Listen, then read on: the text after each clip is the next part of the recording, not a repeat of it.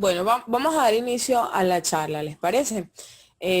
Ustedes a través de esta plataforma pueden activar su micrófono. La idea es que no lo hagan. Cualquier pregunta o duda o comentario que tengan al respecto lo pueden hacer en el chat que todos tenemos en común. Y pues en la medida de que vayamos desarrollando la charla, pues vamos a ir discutiendo sobre esas dudas o comentarios que hagan. ¿Les parece?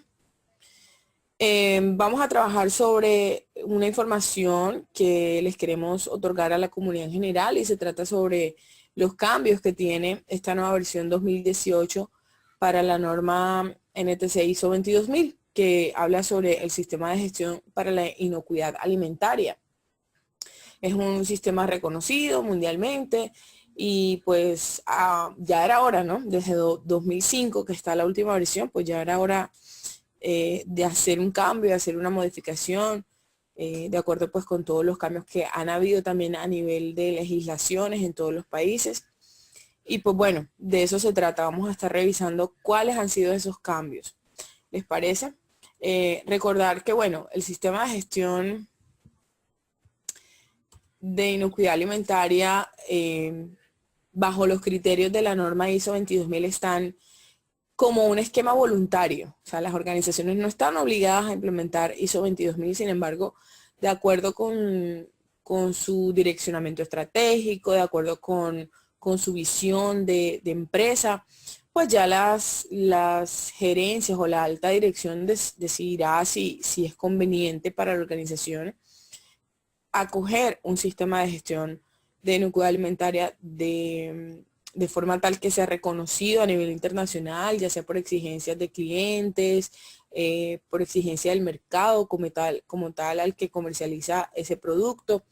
Sin embargo, en Colombia nosotros trabajamos con unas bases obligatorias. Es importante recordar esto, sobre todo porque trabajamos en el campo. Y entonces es necesario tener en cuenta que estas bases deben estar lo suficientemente fortalecidas y bien implementadas para poder ahí sí abordar requisitos de este esquema 22000. No estoy diciendo con esto que sea un esquema imposible de cumplir o que sea complicado, complejo. Simplemente es un nivel más allá. Es un nivel más arriba de cualquier regulación o cualquier control básico a la inocuidad alimentaria que se tenga de acuerdo con la implementación de la legislación en Colombia. La base principal de todo son las buenas prácticas de manufactura. Estamos hablando de la resolución 2674 de 2013.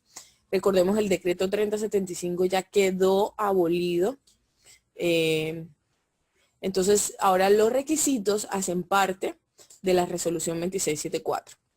A partir de allí, que es lo más básico que cualquier empresa de alimentos pueda implementar en tema de control a los alimentos y a la fabricación y la manipulación, tenemos un segundo nivel que son ya los programas prerequisitos.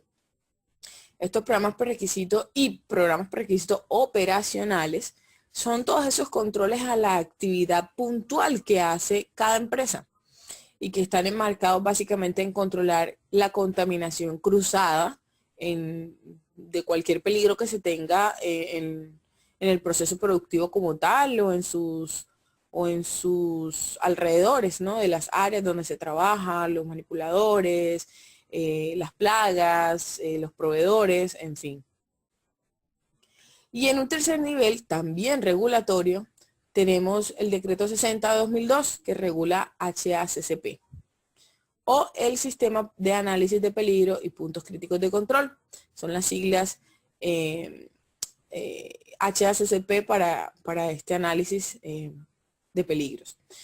Entonces, fíjense, este análisis de peligro es un nivel más allá porque ya con este esquema empezamos a controlar inocuidad, empezamos a controlar que los productos que nosotros fabricamos tengan esa condición de no entregar o no ser portadores de enfermedades o de afectaciones negativas al consumidor final del producto, ¿verdad?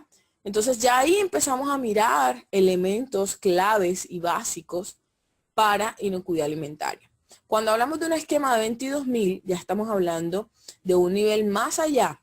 Estamos hablando de qué mecanismos vamos a implementar para asegurar, más allá de tener simplemente un control a la fabricación o a la producción, a la manipulación del alimento, qué controles más allá tenemos de gestión para asegurar esa inocuidad alimentaria. Obviamente, más arriba de este esquema voluntario de 22.000, pues tenemos otros esquemas, como por ejemplo el muy reconocido FSC 22.000, reconocido incluso por el Global Food Safety Initiative, que es el GFSI, incluso por el FSMA. Entonces, hacen parte, fíjense, son como escalones que van subiendo las empresas de acuerdo a la necesidad que tienen, porque la empresa, así como va creciendo, van creciendo las exigencias que tienen sus clientes y su población a la que están distribuyendo o comercializando o entregando ese producto final. Entonces, bueno, una vez recordado este esquema y todos estos programas prerequisitos y cosas previas que hay que tener, ya sea en conocimiento o incluso implementados ya en la organización, vamos a revisar puntualmente entonces cuáles son estos cambios. El principal cambio que tuvo la norma en su versión 2018 fue el hecho de que la estructura como tal cambió. Si se han dado cuenta, bueno, estas personas que ya tienen conocimiento de la 9001, ya conocen la estructura de esa norma, ¿cierto? Son 10 capítulos, empiezan por contexto de la organización, partes interesadas, todo el tema de planificación. Hacia el numeral 7 hablan de recursos, luego miramos la parte como tal o la esencia de la norma en el capítulo 8 y el capítulo 9 y 10 que habla sobre auditoría, revisión por la dirección, acciones correctivas y mejora. Esa misma estructura de 9001 la tiene todas las nuevas versiones de normas que se están sacando en los últimos años. Porque se han dado cuenta que al tener diferentes estructuras cada norma, cuando una organización pretende integrarla, era un poco complicado. En algunos puntos se trataba el mismo objetivo, pero con requisitos enfocados de distinta manera. Y no era como fácil esta integración. Entonces, a partir de este nuevo esquema que se tuvo de estructura de alto nivel, la ISO definió pues que todas las normas se iban a actualizar a partir de esta estructura de alto nivel. ¿Y eso qué significa? ¿Qué es esa estructura de alto nivel? Es simplemente una metodología que desarrolló ISO para redactar las normas. Entonces son 3 pilares o 3 condiciones que deben cumplir estas normas. Número 1, que todos los títulos son idénticos. Todos los títulos de los capítulos son idénticos. Entonces, no es que en 9001 se llama contexto del sistema de calidad y en 14.001 o en 22.000 se llama contexto de la inocuidad alimentaria. No. En todas las normas, contexto se llama contexto de la organización y pare de contar. La idea es que todas las normas tengan los mismos capítulos con las mismas secciones básicas y los mismos nombres para cada una de ellas. Y ya dependiendo de las necesidades de lograr el objetivo de esa norma, pues se irán desarrollando numerales particulares para esos capítulos. Por lo general, contexto, partes interesadas, son muy genéricos. Ya cuando hablamos, por ejemplo, de política, en los subnumerales, ya estamos mirando o ya vemos que desarrollan requisitos más específicos. Por ejemplo, la política de ISO 22.000 requiere que tengamos un compromiso sobre las garantías de la inocuidad alimentaria, sobre la mejora continua, sobre el control de los peligros, mientras que en otra norma podríamos hablar de que este subnumeral de política es un poco más sencillo o con menos compromisos.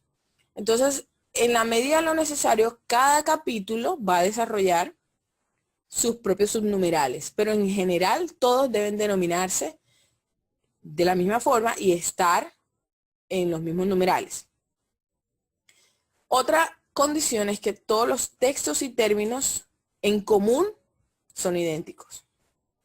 Eso quiere decir que todos los elementos comunes a las normas se describirán usando los mismos términos. Es decir, hay un texto estándar para la norma. ¿Esto con qué fin? Con el fin de que cuando uno como coordinador de un sistema de gestión integral tiene el mismo concepto, el mismo conocimiento sobre un requisito, ya uno lo que tiene que hacer es adaptarlo al objetivo de la norma que está aplicando. Entonces, por ejemplo, estamos hablando del contexto de la organización. Eso es un requisito para todas las normas. Y si en mi empresa yo soy el encargado pues de establecer el sistema de gestión, Mónica no nos escucha. Activa tu audio, Mónica. Vamos a escribirle. Todos me escuchan. Aprovecho aquí para preguntarles si todos tenemos el audio bien. ¿Están escuchándome perfectamente? Muy bien. Listo, entonces continúo. Les decía que la idea es que cuando estemos trabajando con sistemas integrados, esta estructura de alto nivel permita que simplemente cuando pensemos en un requisito, por ejemplo, contexto de la organización, nos enfoquemos en, bueno, 22.000 que pide inocuidad alimentaria. Ah, bueno, entonces yo tengo que establecer el contexto de la organización de acuerdo con la inocuidad alimentaria. ¿Cuáles son esos elementos de mi contexto en mi empresa, internos o externos, que me afectan o me afectarán el cumplimiento de la inocuidad alimentaria? Si estoy hablando de 9.001, entonces los de calidad en la prestación de un servicio. Si estoy hablando de 14.000, bueno, los de mis aspectos e impactos ambientales, ¿verdad? Entonces, esa es la idea, facilitar con esta estructura de alto nivel la integralidad de las normas y los sistemas de gestión en las organizaciones. Por último, estamos hablando de las definiciones de algunos términos que se utilizan de manera idéntica. Lo que estamos hablando básicamente de que los términos que son iguales para todos se denominen de la misma forma. Lo que es un riesgo para calidad o un riesgo por un proceso de gestión es lo mismo que los riesgos para salud y seguridad en el trabajo, es lo mismo que los riesgos para inocuidad alimentaria, en fin. Entonces aquí la idea es que todas las normas utilicen el mismo vocabulario básico. Obviamente, desde el punto de vista de cada objetivo de cada norma, vamos a tener un vocabulario en particular. Por esa razón, pues cada uno va a tener sus propias definiciones. Pero en general todas se basan en la norma 9000, que es la de vocabulario. De hecho, esa también la actualizaron recientemente. Entonces, esos son las tres condiciones bajo las cuales se define la nueva estructura de alto nivel. Esta estructura la tiene ISO 22000. Entonces ya pasamos de tener, inicialmente en la versión 2005, pasamos de tener, vamos a ver dónde coloco esto por aquí. Pasamos de tener 8 numerales a tener 10 en la nueva versión. Si se dan cuenta, alcance, referencias normativas, términos y definiciones, queda igual, ¿cierto? Pero el desarrollo como tal de los requisitos o las exigencias, que en toda norma es a partir del numeral 4, pues ahí se empieza a desarrollar ya la estructura de la norma de acuerdo con alto nivel. Entonces tenemos 4 contexto de la organización, 5 liderazgos, 6 planificación, 7 apoyo, operación. En el capítulo 8, aquí es donde les decía que cada norma, de acuerdo al objetivo que se plantea, desarrolla sus propios requisitos. Evaluación del desempeño. Y por último, el capítulo de mejora. Hablando ya en términos generales, esta norma cuenta con 2 anexos. Que si no estoy mal, en la versión anterior no los tenía. Y es la referencia cruzada con HACCP y la referencia cruzada obviamente con 22.000, esa no iba a existir. Con 22.000 en la versión 2005. Entonces ahí podemos nosotros tener un poquito más aterrizado esa comparación o esa trazabilidad desde, bueno, yo conozco, por ejemplo, códex alimentarios, conozco el decreto 60, conozco la norma NTC para HACCP. Entonces, ¿cómo encuentro todos esos requisitos en la norma 22.000? Fácil, vayámonos al anexo A. Ahí aparece exactamente en qué numeral de la norma se establece cada uno de los prerequisitos, de los pasos preliminares y de los principios de HACCP. Y luego también, bueno, si yo conozco la versión 2005 y la manejo perfecto, entonces, ¿cómo hago para encontrar eso que ya yo sabía que estaba en la versión anterior, los cambios con respecto a los cambios que tienen ahora? Entonces, para eso nos vamos al anexo B, que son las referencias cruzadas. Aparte de eso, otros cambios que ya son más, digamos, aclaraciones y cosas que se vieron en la necesidad de definir. Contamos ahora con 45 definiciones. Anteriormente contábamos con 18. Entonces ya hay muchos términos que a la luz de la norma van a quedar mucho más definidos y van a evitar ambigüedades o malas interpretaciones en los requisitos de quienes estamos implementando o quienes estamos encargados de la gestión del sistema en una organización. Adicionalmente, bueno, los requisitos de HACCP quedan iguales, simplemente como ya vamos a darnos cuenta, están redistribuidos de una manera mucho más lógica. Y además, en esta nueva versión también se incluye, como ya lo vamos a ver, requisitos o aspectos importantes de la gestión desde el punto de vista de 9001. Recordemos que la mamá de los pollitos, como le digo yo, o la norma matriz o la norma que hace más fácil la implementación de un sistema de gestión como tal, se llama 9001. Entonces, esta versión de 22.000 trajo algunos elementos básicos de esta 9001 para hacer mucho más fácil la gestión. ¿Listo? Entonces, vamos a mirar. El primer elemento que trajo, obviamente, es el PHBA. Y de hecho, en esta nueva versión aparece esta gráfica que define los numerales que hacen parte del PHBA. Entonces, aquí tenemos para el planear, estamos hablando de los numerales 4, 5, 6 y 7. En esos numerales vamos a encontrar todos los requisitos de la planeación del sistema. Desde la identificación del contexto hasta la identificación de todos los recursos, la infraestructura, los controles de proceso, en fin, todo lo que tiene que ver con apoyo. El hacer, obviamente, está en el capítulo 8, que es donde le digo que cada norma especifica sus propios requisitos. La verificación está en el 9, con todo lo de auditoría interna, revisión por la dirección. Y en el actuar está mejora. Entonces, ese es el PHBA general para la implementación de la norma o para la gestión de un sistema de inocuidad alimentaria. Sin embargo, en el propio hacer tenemos un ciclo de PHBA, por así decirlo, en el que hablamos de la planificación de la inocuidad alimentaria en particular, donde la necesidad de establecer programas prerequisitos, la necesidad de establecer la metodología o el mecanismo para garantizar la trazabilidad, donde necesitamos también establecer o planificar cuáles son esos mecanismos de atención y respuesta ante emergencias. Ahora, estamos hablando aquí de emergencias de inocuidad alimentaria, claro está, ¿no? Una intoxicación masiva, una liberación no apropiada de un elemento, o de un producto terminado, en fin. Hablamos también en el planear de, obviamente, los pasos preliminares del sistema HACCP, es decir, analizar los peligros, validación de las medidas de control que establezcamos cuando definimos los PCC, planear los controles de PCC y las verificaciones planeadas a la aplicabilidad de todo lo que diseñamos en el planear.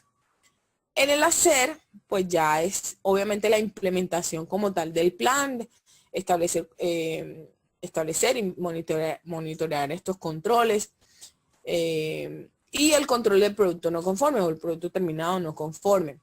En el verificar estamos hablando de actividades de verificación y los análisis de los resultados de estas actividades de verificación. Aquí muchas veces las empresas se quedan cortas. Cuando hablamos de la verificación, sí, muchas veces hacemos las verificaciones y quedan todo en el papel y en los registros. Hay una muy buena práctica que de hecho lleva a la mejora continua muy directamente y evidencia de manera muy clara la gestión como tal de las organizaciones. Y estamos hablando del análisis de los datos. Es necesario, es muy necesario que yo cuando recolecto información analice esa información. Entonces, en el verificar del sistema de gestión HACCP, se encuentra esta parte de analizar estos resultados. Y por último, en el actuar, pues ya estamos hablando de toda la actualización de los planes de acuerdo con las cosas que vamos encontrando de la verificación. Entonces, en la verificación, por ejemplo, yo encuentro que hay un PSC que se me desvía mucho, hay un control de monitoreo que me está fallando, hay personal que me doy cuenta que no está capacitado. Entonces yo en el actuar, ¿qué hago? Actualizo pues toda mi planificación de la inocuidad alimentaria y ahí voy a tener mi ciclo PHBA dentro del hacer del sistema de gestión. Esta gráfica la encontramos en la norma, por si la quieren revisar. Adicional a eso, otro elemento que trae desde 9001 es la adaptación de los principios de la gestión que tiene 9001. Aparte de los propios, que son pues obviamente la comunicación interactiva, el principio del sistema de gestión como tal, el principio de programas prerequisitos y el de los principios de HACCP. A partir de allí, pues vamos a tener adicionalmente los principios de 9001. Enfoque al cliente, compromiso de las personas, enfoque basado en procesos. Aquí nos pide que definamos los procesos necesarios y que establezcamos cuáles son sus interacciones para lograr el objetivo de la norma. Liderazgo, obviamente, toma de decisiones basadas en evidencia. Este es un requisito que prácticamente todas las normas deberían tenerlo. Y es que yo no puedo tomar decisiones a la ligera o a la loca, tengo que tomar decisiones basadas en el análisis de la información, lo que acabamos de comentar. El principio de mejora continua y el principio de gestión de las relaciones. Gestión de las relaciones anteriormente se conocía como mutuamente beneficiosas, ¿verdad? Es donde yo busco desarrollar relaciones que le convengan a la organización, ya sea a nivel interno, con mis trabajadores, con mis grupos de trabajo, los líderes de proceso, pero también con mis partes interesadas. Con mis partes interesadas estoy hablando de proveedores, estoy hablando de clientes, de entidades de control a nivel nacional, en fin. Entonces, estos son digamos, los dos elementos claves que se trae la norma desde la norma 9001. En resumen, ciclo PHBA y los principios de la gestión desde el punto de vista de 9001. Entonces, vamos a continuar acá. Si me da... Ahora vamos a analizar los requisitos puntualmente. Muy bien. Entonces, vamos a analizar cada uno de estos capítulos y vemos qué cosas son nuevas y qué cosas definitivamente no son nuevas, pero simplemente se ajustaron, ¿verdad? O se reorganizaron. Entonces, en el capítulo 1 vamos a encontrar los requisitos de... en el capítulo 4 vamos a encontrar los requisitos de contexto de la organización. Este se compone de 4 subnumerales: comprensión de la organización y su contexto, comprensión de las necesidades y expectativas de las partes interesadas, determinación del alcance y sistema de gestión de la inocuidad alimentaria. Los que tienen el avisito de new son los requisitos nuevos, totalmente nuevos. Por ejemplo, el alcance es nuevo, pero tiene algunos elementos ya definidos desde la versión anterior que estaban establecidos en el requisito 4.1. Así como también el requisito 4.4 anteriormente estaba establecido en el 4.1. Si ven que antes estaba compartido, el 4.3 y 4.4 estaban todos dos en el 4.1. Lo que hicieron fue aclarar y definir un poco más claramente qué es lo que requerimos para establecer el alcance y qué es lo que requerimos para establecer o definir como tal un sistema de gestión de inocuidad alimentaria en la organización. Bueno, ¿qué pasa con el contexto? Simplemente se incluye la necesidad de identificar esas cuestiones internas y externas que se afectan con el sistema de gestión o afectan al sistema de gestión, de tal forma que evidenciemos cuáles van a ser esos riesgos y oportunidades que pueda tener la organización. Este requisito incluye pues una serie de elementos del contexto que podrían tenerse en cuenta en el proceso de identificación. Entonces allí aparece como una nota en donde dice, bueno, para el contexto externo tú puedes contener o digamos, tener en cuenta el aspecto cultural, el aspecto legal, el aspecto de la competencia. Y para el interno puedes tener en cuenta elementos de infraestructura, elementos de cultura de tus trabajadores, en fin. Entonces ahí hay como un machetico, como le digo yo, para poder hacer una evaluación de contexto, una comprensión del contexto un poco más eficiente. En el caso de las necesidades y expectativas de las partes interesadas, este capítulo o este numeral también es exclusivo, es nuevo, es algo que se incluyó. Y aquí lo que hacen es incluir la necesidad de identificar estas partes interesadas pertinentes, como le llama el sistema. Partes interesadas pertinentes para el sistema de gestión de inocuidad alimentaria y las necesidades que ellas tienen, necesidades y expectativas, ya sea en ámbito de la organización como tal o de los productos que ofrece, productos o servicios que ofrece la organización. De tal forma que pues la organización revise cómo los cumple y tengan elementos o mecanismos para garantizar que los vamos a cumplir a través del tiempo. Y de esta manera también hacemos una garantía a la satisfacción del cliente. Entonces vemos ahí un poquito del enfoque, del principio de enfoque del cliente que debe tener el sistema de gestión. Estas partes interesadas pueden ser internas o externas, ¿verdad? Ahí hablamos, por ejemplo, partes interesadas pertinentes, pues muy obvias, van a ser externas, pues por ejemplo, el INVIMA, estos entes de control, el FDA, si es una empresa de exportación, estamos hablando a nivel interno de los trabajadores, estamos hablando de los controles de calidad, en fin. Bueno, en cuanto a la determinación del alcance del sistema de gestión, pues ya les comentaba, simplemente se reorganizaron estos elementos que estaban en el 4.1, pero los requisitos en general pues quedan iguales. En el capítulo 5, que habla del liderazgo, liderazgo de la alta gerencia y de la organización en sus direccionamiento estratégico, vamos a encontrar los numerales 5.1, liderazgo y compromiso, 5.2, política. Ahí se deriva el establecimiento de la política y la comunicación de esta política. Si bien en las normas 9001, en cualquier otra, pues simplemente son requisitos desglosados en el 5.2, aquí los establece muy claramente en numerales, en subnumerales. Y en el 5.3 estamos hablando de los roles, responsabilidades y autoridades dentro de la organización para con el sistema de gestión. Entonces, fíjense, en sí ninguno es totalmente nuevo. Dentro de cada numeral hay cosas nuevas, pero si se dan cuenta, liderazgo y compromiso tiene mucho que ver con el numeral 5.1 en la versión anterior. Política estaba establecido en el 5.2 y roles, responsabilidades y autoridad es un numeral reorganizado de los requisitos del 5.4, el 5.5 y 7.3.2.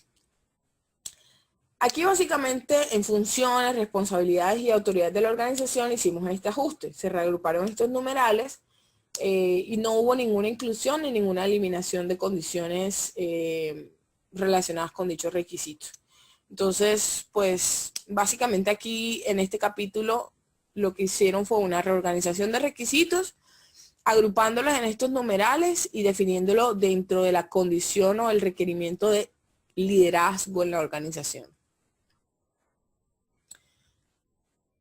En el capítulo 6 encontramos planificación. Pero ojo, esto es planificación del sistema de gestión, no planificación de la inocuidad alimentaria.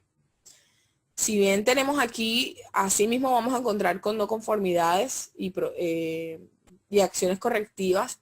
Más adelante vamos a hablar de eso. Asimismo encontramos dos tipos de planificación, la planificación del sistema de gestión y la planificación de la inocuidad alimentaria. Recordemos, y me voy un poquito para atrás y vemos este esquema. Recordemos que dentro del hacer vamos a encontrar la planificación de la inocuidad alimentaria. En este momento estamos hablando de la planificación del sistema de gestión. ¿Listo? Entonces, en este numeral de planificación vamos a encontrar los requisitos de acciones para abordar riesgo y oportunidad, que está relacionado con los requisitos de identificación de contexto y partes interesadas. Vamos a encontrar los numerales de objetivos del sistema de gestión. Estos básicamente estaban definidos en el requisito 5.3 de la versión anterior. Y en planificación de los cambios también estaba definido en el 5.3. Aquí lo que hacemos simplemente es un reajuste, ya vamos a hablar un poquito de ellos, pero vamos a iniciar con acciones para abordar riesgo y oportunidad. De acuerdo a esta inclusión de los requisitos de contexto y de partes interesadas, este requisito lo que solicita es que la organización debe determinar cuáles son estos riesgos y oportunidades, de tal forma que aseguren los resultados de la planeación del sistema de gestión. También, obviamente, en la medida de lo posible, tomar acciones para aprovechar estos efectos positivos de las oportunidades que identificó y prevenir los efectos negativos de los riesgos. Entonces, cuando, por ejemplo, yo defino una parte interesada tiene una necesidad, miércoles, ¿cuáles son los riesgos que yo tengo de cumplirle esa necesidad? Bueno, voy a prevenirlos teniendo esta acción o esta otra acción. O de pronto en mi contexto organizacional yo identifico que en mis alrededores yo tengo plantas industriales que me pueden traer contaminación a mi fabricación o a mi proceso productivo. Entonces yo ahí, bueno, en mi contexto yo identifiqué que tengo vecinos que son, no sé, posibles contaminaciones químicas o biológicas a mi proceso productivo. Entonces yo ahí identifico un riesgo a mi proceso productivo. Entonces voy a establecer acciones para abordar ese riesgo de tal manera que yo prevenga el mismo. Aquí debemos planificar entonces estas acciones identificando responsables, identificando fechas, seguimientos, detallando exactamente qué es lo que vamos a hacer. Y obviamente en la medida de lo proporcional a ese efecto potencial que vaya a tener. O sea, si yo tengo un riesgo o una oportunidad en la que yo estoy identificando un impacto muy elevado, ya sea positivo o negativo, yo trato de establecer acciones lógicas, proporcionales a ese impacto. Entonces, eso es lo importante, establecer un plan de acción oportuno para aprovechar la oportunidad o evitar el riesgo. En cuanto a objetivos, pues bueno, aquí se hizo simplemente un ajuste. En esta versión anterior se mencionaba muy vagamente en el numeral 5.3. Ahora se define de manera muy explícita el requerimiento para la definición de objetivos del sistema de gestión. Ya hablamos en las funciones o ya hablamos en los niveles pertinentes. Teniendo en cuenta, recordemos siempre, que los objetivos vienen derivados de la política. La política de un sistema de gestión siempre está enmarcada en cuáles son los compromisos que tiene la organización para el cumplimiento o la implementación de ese sistema de gestión. Y siempre va a ser el marco de referencia para establecer los objetivos. Entonces, de ahí parte que, por ejemplo, en mi política yo tengo establecido un compromiso con la mejora continua. Pues bueno, debo tener un objetivo que sea medible y que se mida con un indicador eficiente, ¿no? ¿Qué más les puedo comentar de este requisito? Pues obviamente como deben ser medibles, esta medición debe ser monitoreada, debe ser verificada, debe ser comunicada al personal pues responsable de cumplir este objetivo. Y aquí hay algo muy importante, y es que la norma pide que haya información documentada relacionada con esta medición. ¿Listo? Además se solicita que de acuerdo con estos objetivos planteados, la organización defina mecanismos para lograrlos. Entonces ahí estamos hablando de planificación o planeación para lograrlos. Aquí vamos a definir, bueno, ¿qué va a hacer la organización? Si yo definí un indicador un objetivo de mejora continua con un indicador y toda la cosa y se mide y todo, bueno, sí, perfecto, se mide, ajá. ¿Y qué está haciendo la organización para garantizar que va a cumplir con ese indicador, que va a cumplir con esa meta, con ese objetivo de la mejora continua? Entonces ahí es donde establecemos planes o programas o actividades muy específicas que apunten al logro de cada uno de esos objetivos. Y por último, en el 6.3, pues aquí básicamente también es un ajuste. En la versión anterior se mencionaba, como ya lo habíamos dicho en el 5.3, y ahora se define explícitamente. Entonces, este requerimiento está establecido para asegurar que el sistema de gestión, cuando se planifique e implementen cambios en la organización que puedan afectar directamente al sistema, se haga de manera planificada. Entonces ya no vamos a decir, es que voy a meter este proceso nuevo, es que voy a cambiar de infraestructura, es que voy a poner el proceso productivo no aquí, sino allá. O de repente voy a cambiar el proveedor de tal materia prima, o voy a cambiar el proveedor de control de plagas. Sí, lo voy a cambiar porque sí, ya. No, hay que planificar las cosas. Este requisito expresa que se debe considerar que dicha planificación tenga en cuenta cuál es el propósito del cambio, o sea, para qué voy a hacer el cambio y cuáles pueden ser las consecuencias de ese cambio. Consecuencias positivas o negativas, pues en general, cuáles son las consecuencias de hacer ese cambio, teniendo en cuenta el sistema de gestión. Teniendo en cuenta la integridad o la afectación al sistema de gestión. Teniendo en cuenta la disponibilidad de recursos y teniendo en cuenta también la necesidad de reasignar o definir nuevas responsabilidades a las personas que ya tienen la organización en sus procesos.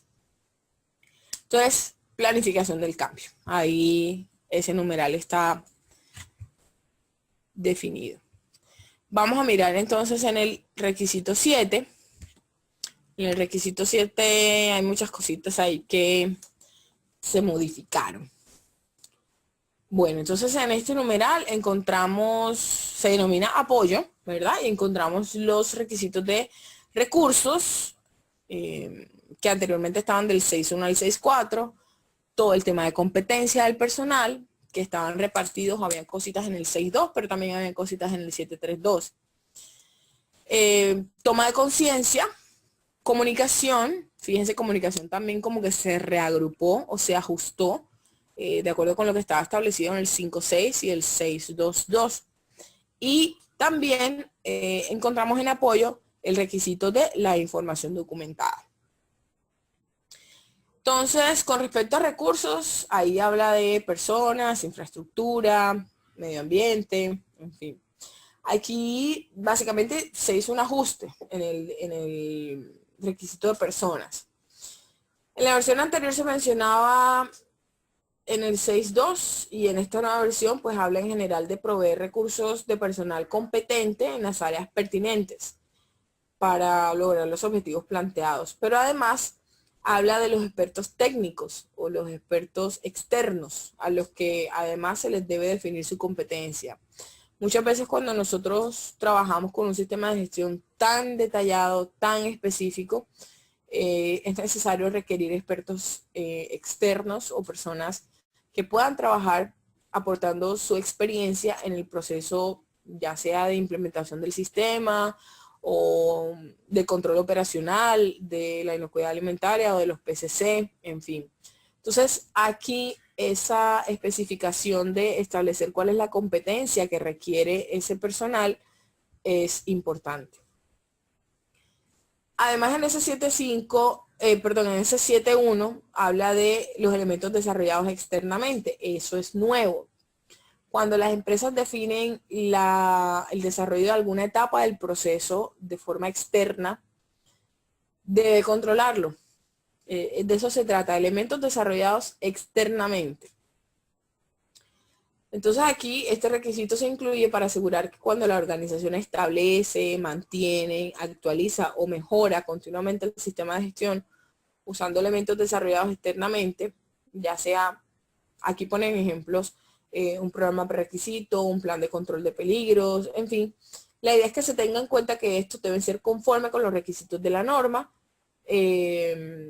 aplicables o adaptados al sitio de trabajo, a los procesos propios de la organización o a los productos de la organización. Y que además estos controles o estos parámetros deben estar implementados, mantenidos y actualizados. Es decir, nosotros no podemos dejar a un tercero sin control. Básicamente eso es lo que define este requisito o este numeral. Adicionalmente, en ese 7.1, está hablando de recursos, también nos menciona una nueva inclusión, que es el control de procesos o productos suministrados externamente.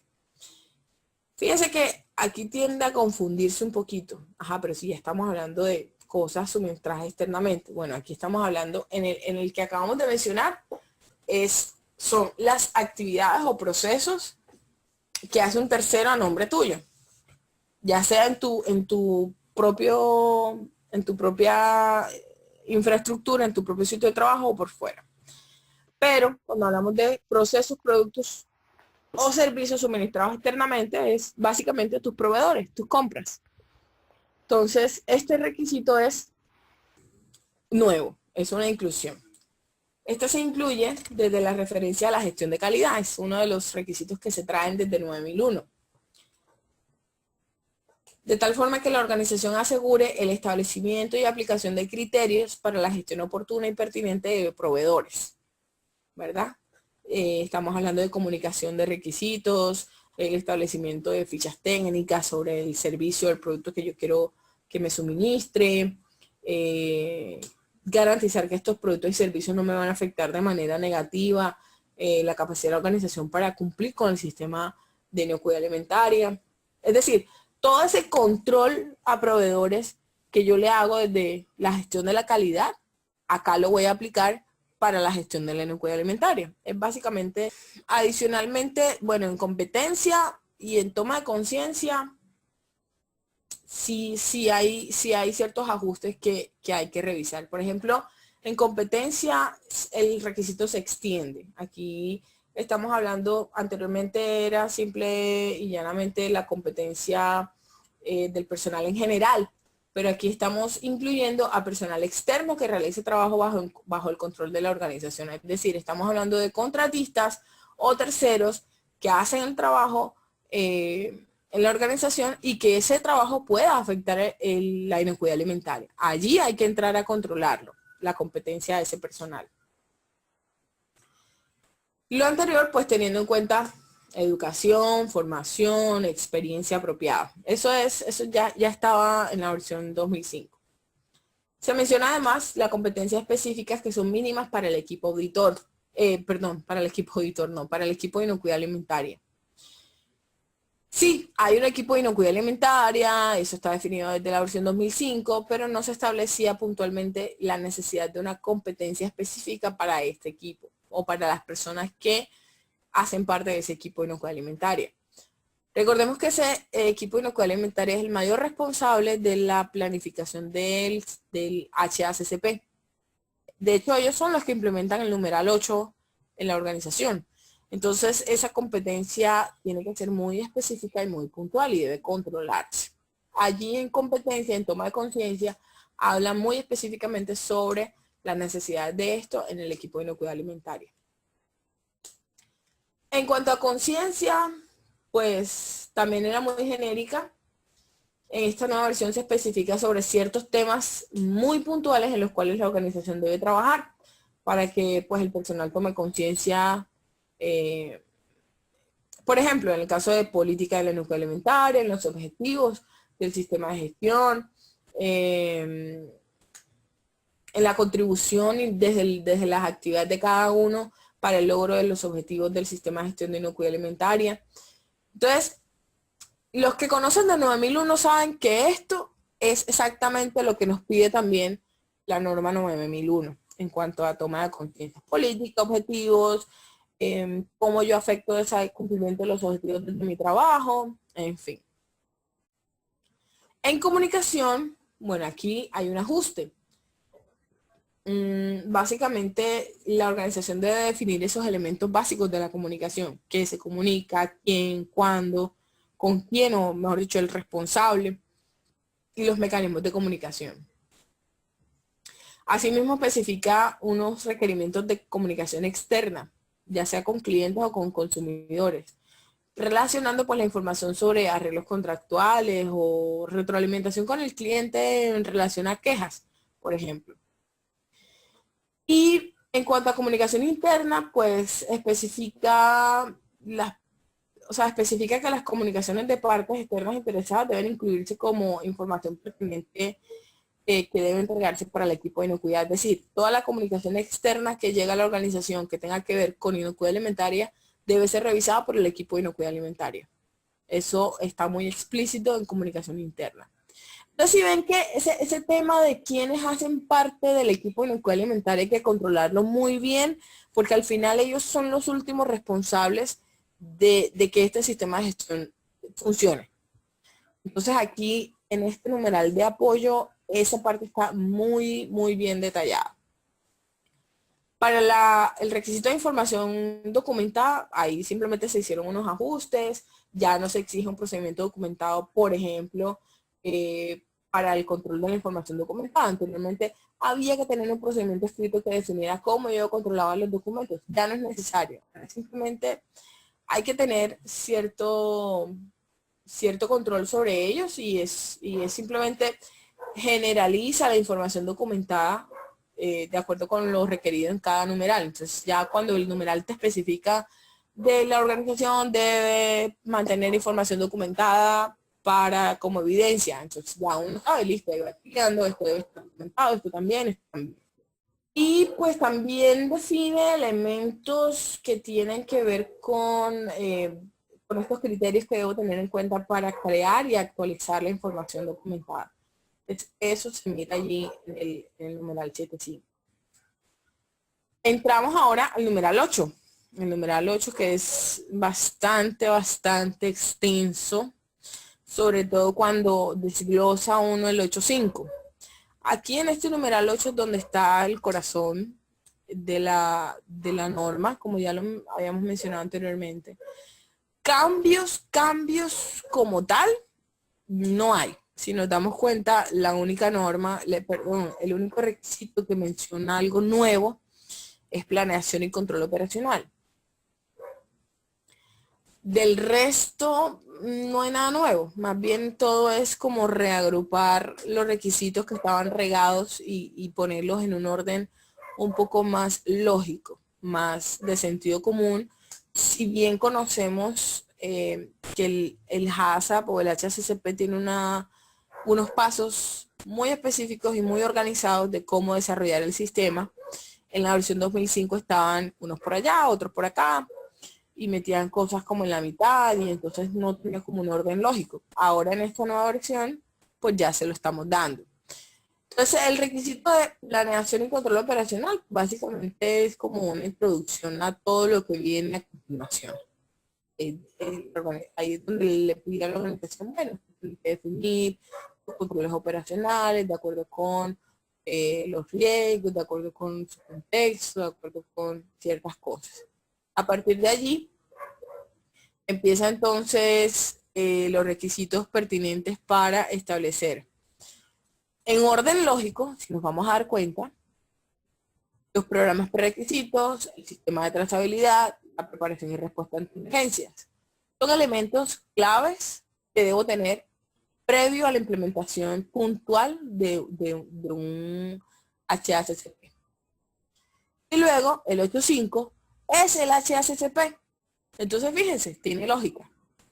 En el control de peligros, ahí es donde vamos a tener pasos preliminares y los 7 principios HACCP. Ahorita vamos a ver que es bastante desglosadito ese 8.5.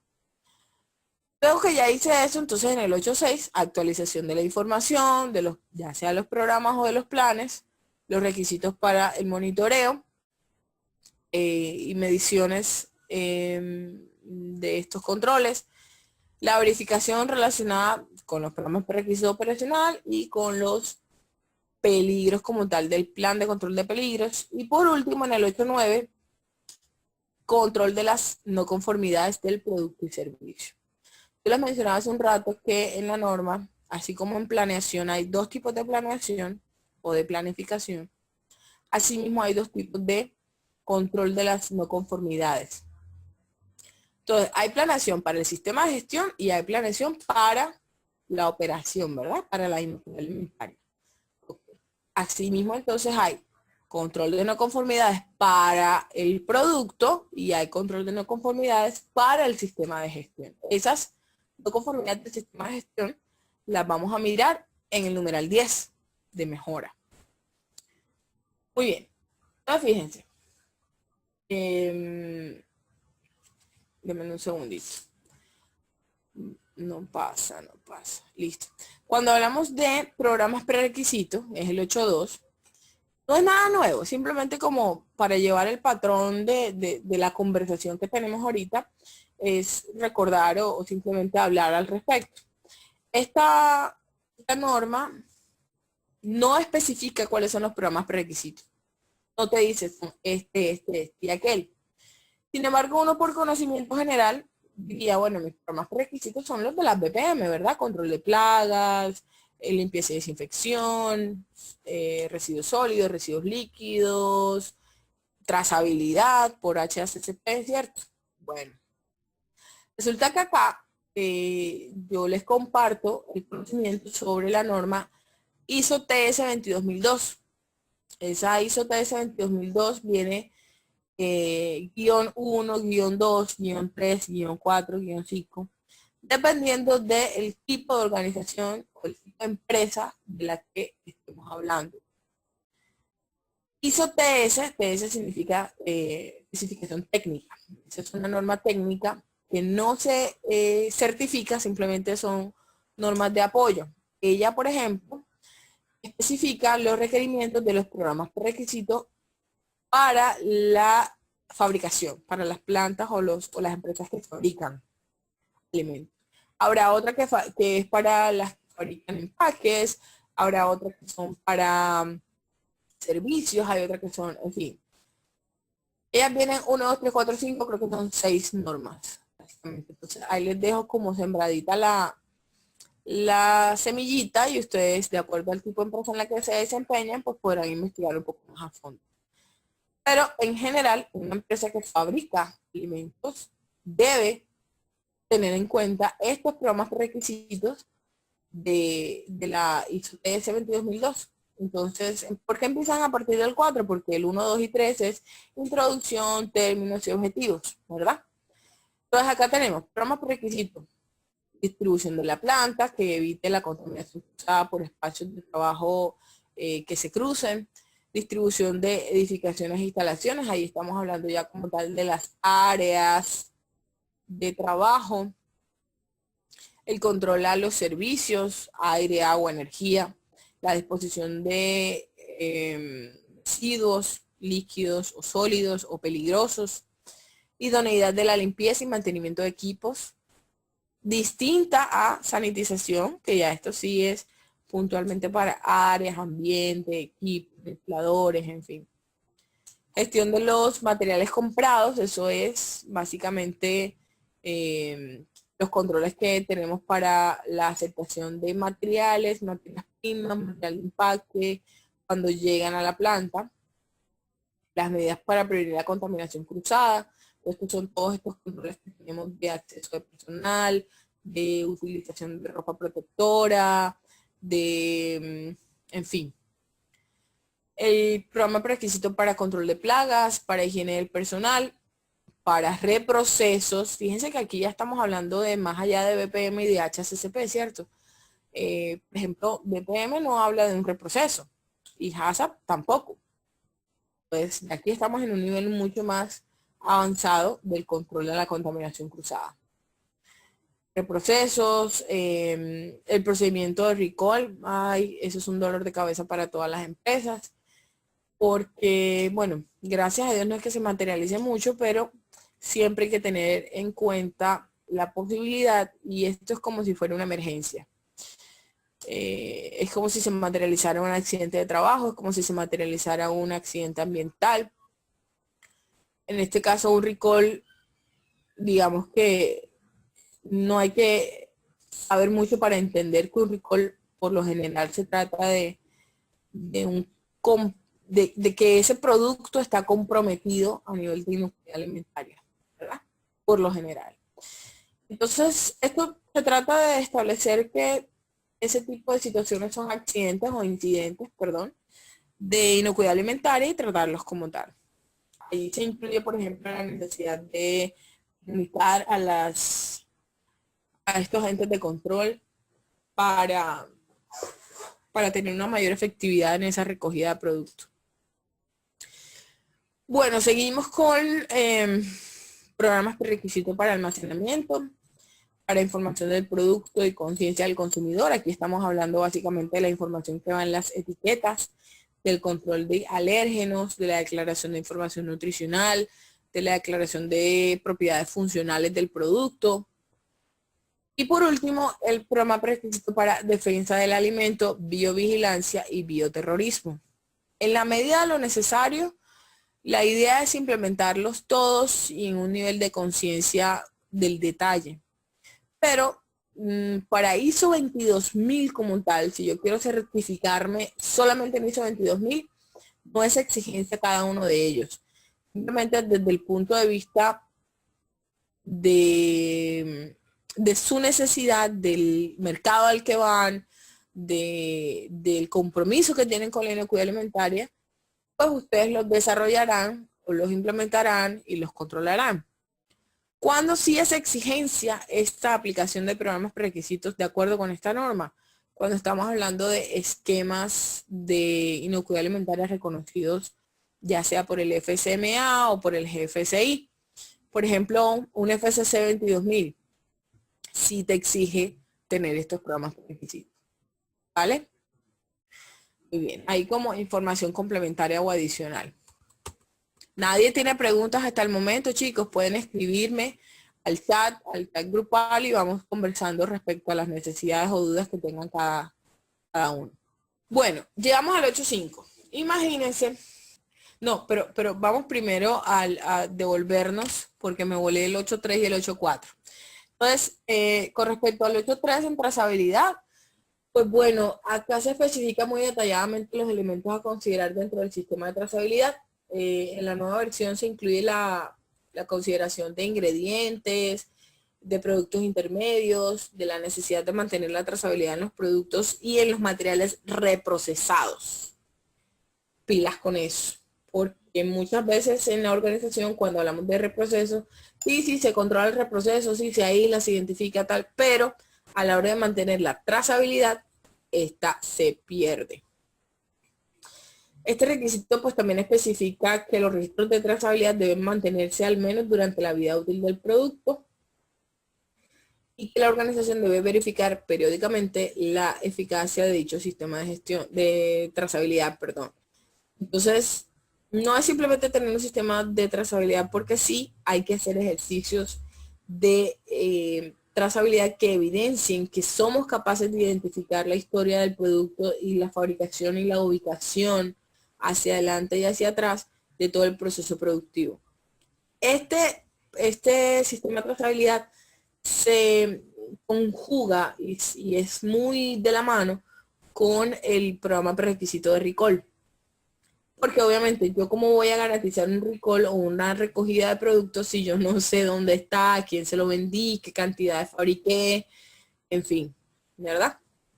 Ahí como para empezar. Y en cuanto al requisito 8.4, también pues es un ajuste, no hay nada nuevo, simplemente pues era una cosa muy ambigua que estaba definida en la versión anterior, en el requisito 5.7. En esta nueva versión se especifica muy al detalle la necesidad que la organización establezca procedimientos para atender las emergencias potenciales y reales de la inocuidad alimentaria.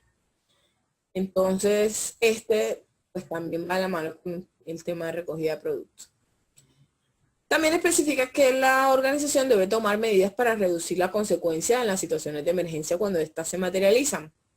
De tal forma que hay que probar periódicamente la eficacia de estos procesos. Hay que hacer simulacros de emergencias de inocuidad alimentaria. Bueno, ahora sí entremos al 8.5. Entonces el 8.5 nos menciona todo este montón de numerales. Fíjense, es bastante detallado. Pero fíjense también que básicamente es el sistema HACCP. Entonces está pasos preliminares para permitir el análisis de peligro. Entonces ahí tenemos cuáles son los pasos preliminares normales del sistema HACCP. Vamos a hacer este jueguito. Acá está. De acuerdo con el CODEX son establecer el equipo de inocuidad, describir el producto, los 5 primeros que están acá arriba, ¿verdad? Identificar el uso al que se ha destinado el producto, elaborar el diagrama de flujo y confirmar el diagrama de flujo en sitio. Y nos damos cuenta, el 851 es el resumen de eso. Establecer las características del producto, las características del producto final, pues en materia prima y producto final. Establecer el uso previsto del mismo y establecer diagramas de flujo y descripción del proceso. Ya cuando entramos al detalle, nos damos cuenta pues que cada uno de ellos está desarrollado y dice, bueno, a él, por ejemplo, el diagrama de flujo, hay que, el equipo de inocuidad es el que tiene que revisarlo en sitio y todas estas cosas. El 852 es análisis de peligro. Entonces, cuando vamos acá, identificar y analizar el peligro y determinar los puntos críticos. Entonces, acá establece identificación de los peligros, determinación de los niveles aceptables, evaluación de riesgo y selección y categorización de medidas de control. Digamos que, en otras palabras, estamos hablando de el 6, el 7 y el 8, ¿cierto? Con respecto a este numeral, análisis de peligro, sí hay un ajuste que se hizo en esta nueva versión. En esta nueva versión define que los requisitos legales, regulatorios y de clientes deben considerarse cuando identificamos peligros de inocuidad alimentaria. En cuanto a la selección y categorización de las medidas, en esta nueva versión se establece que deben evaluarse cada una de ellas en relación a la probabilidad de que falle el funcionamiento y la gravedad de las consecuencias que esto puede traer. Y además evaluar la viabilidad de establecer límites críticos de manera obligatoria. Además, pues, ¿qué les puedo decir? También dice que hay todo un requerimiento de validación de las medidas de control, que ya estaríamos hablando del 853. En esta validación, pues, la idea es que sea realizada por el equipo de inocuidad alimentaria previa a la implementación de estas medidas de control, no después. Normalmente ahí también hay fallas y es que se definía una medida de control, se implementaba y para validarla teníamos que tener unos registros de prueba de estas medidas de control de al menos 2-3 meses. Entonces eran 2-3 meses. Estábamos jugando pues con este criterio y no sabíamos a ciencia cierta si era realmente efectivo o no. Entonces, la idea es validarlo con pruebas, no dentro del proceso productivo, sino pruebas externas o pruebas adicionales en la producción, de tal forma que antes de implementarlo yo realmente tenga la certeza de que sí son eficientes. Y en este requisito se solicita la metodología usada y la evidencia de la capacidad de cumplir con estos límites de manera documentada. Entonces, todo el proceso de validación debe estar documentado. Con respecto al plan de control de peligros, pues nada, aquí básicamente estamos hablando del resto de los pasos o principios de HACCP y estamos hablando de, bueno, hay que determinar los límites, monitorear los límites, ahí estamos hablando de sistemas de supervisión. Acciones cuando no se cumplen estos límites, aquí estamos hablando del establecimiento de acciones correctivas. Recuerden que esto no se lo podemos dejar al libre albedrío de la persona responsable del PCC en el momento de la desviación, sino que debe estar claramente definido. Y aparte, la implementación de un plan de control, el plan de control de peligros. Entonces, fíjense que hay algo muy claro acá y es la gran diferencia entre simplemente implementar HACCP e implementar ISO 22000. Y es que todo el tema de plan de control de peligros, que es cuando ya yo determino cuáles son los límites críticos, establezco un monitoreo, no solamente es para el PCC, sino también para los programas prerequisitos. Entonces, ahí es donde vamos más allá de una gestión superficial de peligros que tiene HACCP, que sí, es muy buena, es un plan, de hecho que para algunos tipos de empresas y algunos productos es obligatorio a través del decreto 60, para otros, digamos, no tanto. Si yo quiero exportar, es obligatorio el HACCP. Pero bueno, HACCP como tal es solo para los peligros identificados como PCC. Mientras que ISO 22000, ya lo vemos, también incluye los programas prerequisitos operacional. Continuamos entonces y vamos al numeral de evaluación del desempeño. Entonces, aquí en evaluación del desempeño, ya estamos terminando. Si bien es cierto, son 10 numerales. Ay, qué pena. Aquí estamos hablando de seguimiento y medición, análisis y evaluación. Este requisito básicamente se agrupa de los numerales 842 y 843 que hablan de la evaluación de resultados de verificación y análisis de resultados de las actividades de la verificación. Digamos que aquí no hay mucho que cambió, sin embargo, el requisito establece muy puntualmente que la organización debe tener mecanismos específicos para hacerle seguimiento a los procesos y a la efectividad del sistema de inocuidad alimentaria. En auditoría interna, pues bueno, aquí hay cositas que sí se incluyeron. Estamos hablando ya muy específicamente de un programa de auditoría, de los elementos que obligatoriamente deben desarrollarse dentro del mismo. Nos habla un poquito del equipo de auditores, que debe definirse el perfil de ellos, en fin.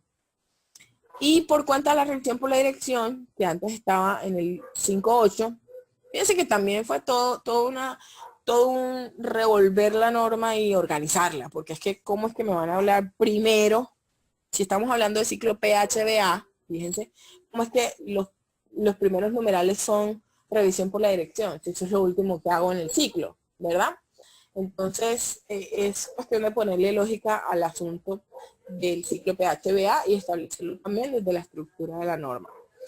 En el numeral 9.3, el antiguo 5.8 habla de la revisión por la dirección. Aquí nos incluye, obviamente, como se incluyeron muchos numerales, contexto, partes interesadas, riesgo y oportunidad.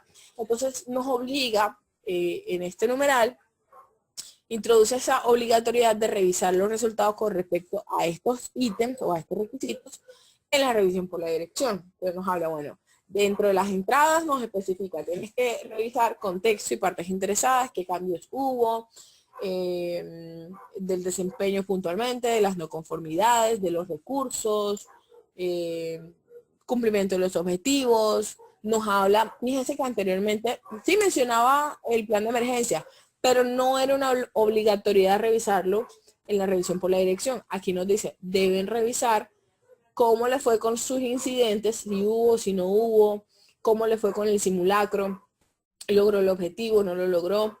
Entonces hay varios elementos que ahora sí son obligatoriedad de revisarlo como entrada en este ejercicio de revisión por la dirección.